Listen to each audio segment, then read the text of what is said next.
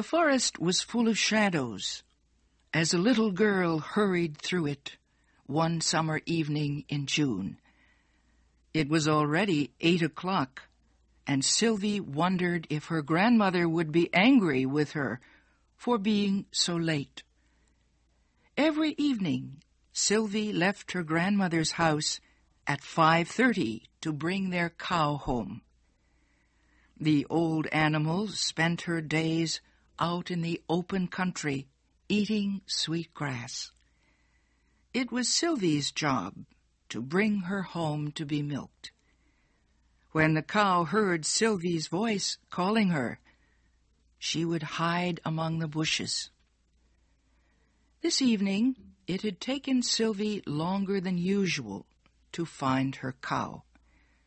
The child hurried the cow through the dark forest, following a narrow path that led to her grandmother's home. The cow stopped at a small stream to drink. As Sylvie waited, she put her bare feet in the cold, fresh water of the stream.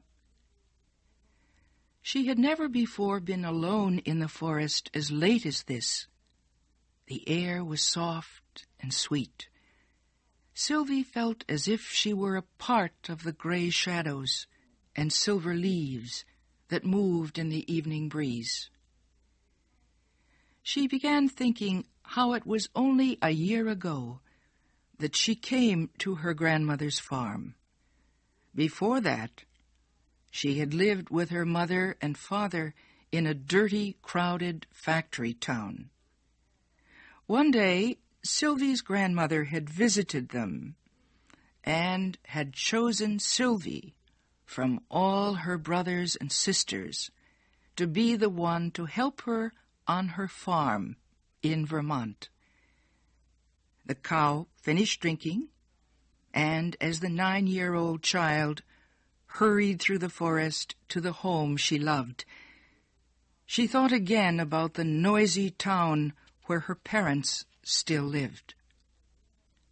Suddenly, the air was cut by a sharp whistle not far away. Sylvie knew it wasn't a friendly bird's whistle. It was the determined whistle of a person. She forgot the cow and hid in some bushes. But she was too late. "Hello, little girl," a young man called out cheerfully. "How far is it to the main road?" Sylvie was trembling as she whispered, 2 miles. She came out of the bushes and looked up into the face of a tall young man carrying a gun. The stranger began walking with Sylvie as she followed her cow through the forest. "I've been hunting for birds," he explained, "but I've lost my way.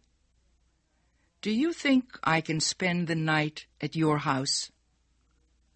Sylvie didn't answer. She was glad they were almost home. She could see her grandmother standing near the door of the farmhouse. When they reached her, the stranger put down his gun and explained his problem to Sylvie's smiling grandmother. "Of course you can stay with us," she said. "We don't have much, but you're welcome to share what we have. Now, Sylvie, get a plate for the gentleman." After eating, they all sat outside. The young man explained he was a scientist who collected birds. "Do you put them in a cage?" Sylvie asked. "No," he answered slowly. "I shoot them and stuff them with special chemicals to preserve them. I have over 100 different kinds of birds from all over the United States in my study at home." "Sylvie knows a lot about birds, too," her grandmother said proudly. "She knows the forest so well, the wild animals come and eat bread right out of her hands." So, Sylvie knows all about birds. Maybe she can help me then, the young man said. I saw a white heron not far from here 2 days ago. I've been looking for it ever since. It's a very rare bird, the little white heron. Have you seen it too? He asked Sylvie. But Sylvie was silent. You would know it if you saw it, he added. It's a tall, strange bird with soft white feathers and long, thin legs. It probably has its nest at the top of a tall tree. Sylvie's heart began to beat fast. She knew that strange white bird. She had seen it on the other side of the forest.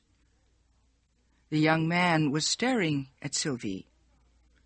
I would give $10 to the person who showed me where the white heron is. That night, Sylvie's dreams were full of all the wonderful things she and her grandmother could buy for $10. Sylvie spent the next day in the forest with the young man. He told her a lot about the birds they saw.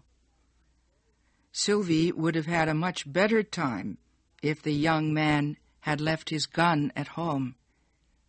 She could not understand why he killed the birds he seemed to like so much. She felt her heart tremble every time he shot an unsuspecting bird as it was singing in the trees. But Sylvie watched the young man with eyes full of admiration. She had never seen anyone so handsome and charming. A strange excitement filled her heart, a new feeling the little girl did not recognize. Love. At last evening came. They drove the cow home together. Long after the moon came out and the young man had fallen asleep, Sylvie was still awake. She had a plan that would get the $10 for her grandmother and make the young man happy. When it was almost time for the sun to rise, she quietly left her house and hurried through the forest. She finally reached a huge pine tree, so tall it could be seen for many miles around. Her plan was to climb to the top of the pine tree. She could see the whole forest from there. She was sure she would be able to see where the white heron had hidden its nest. Sylvie's bare feet and tiny fingers grabbed the tree's rough trunk. Sharp, dry branches scratched at her like cat's claws. The pine tree's sticky sap made her fingers feel stiff and clumsy as she climbed higher and higher. The pine tree seemed to grow taller the higher that Sylvie climbed. The sky began to brighten in the east. Sylvie's face was like a pale star when at last she reached the tree's highest branch. The golden sun's rays hit the green forest. 2 hawks flew together in slow-moving circles far below Sylvie. Sylvie felt as if she could go flying among the clouds too. To the west, she could see other farms and forests. Suddenly, Sylvie's dark gray eyes caught a flash of white that grew larger and larger. A bird with broad white wings and a long, slender neck flew past Sylvie and landed on a pine branch below her. The white heron smoothed its feathers and called to its mate, sitting on their nest in a nearby tree.